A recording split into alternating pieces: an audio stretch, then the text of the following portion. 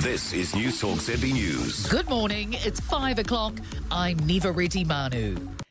Expectations new US President Donald Trump will be top of mind at a Trans-Tasman trade meeting. Trade and Investment Minister Todd McClay is in Australia to meet with his counterpart, Senator Don Farrell, and the Australia-New Zealand Leadership Forum. McClay says they'll discuss ways to grow trade and investment, World Trade Organisation developments, and a joint letter to Canada about its harmful dairy policy.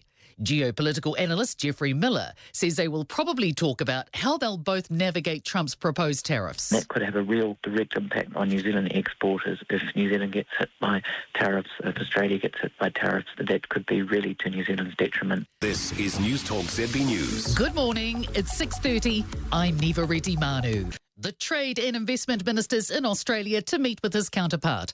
Todd McClay is planning to sit down with Trade Minister Senator Don Farrell and the Australia-New Zealand Leadership Forum. It's expected issues with dairy matters will dominate discussion, and a letter written by the dairy industries within New Zealand, Australia and the US most particularly. Geopolitical analyst Jeffrey Miller says it's all about Canada dumping dairy protein onto the market. In other words, selling it, exporting it at very low prices, lower than the cost of production. That's what this letter alleges. Good morning, it's 8:30. I'm Jodie Gill.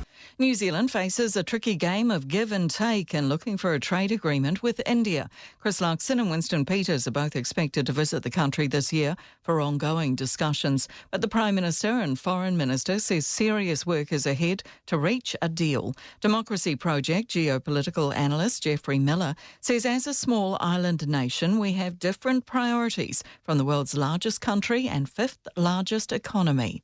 India tends to look at things a bit more holistically, and they're probably going to be more interested in visa access for their citizens in terms of visiting and working New Zealand.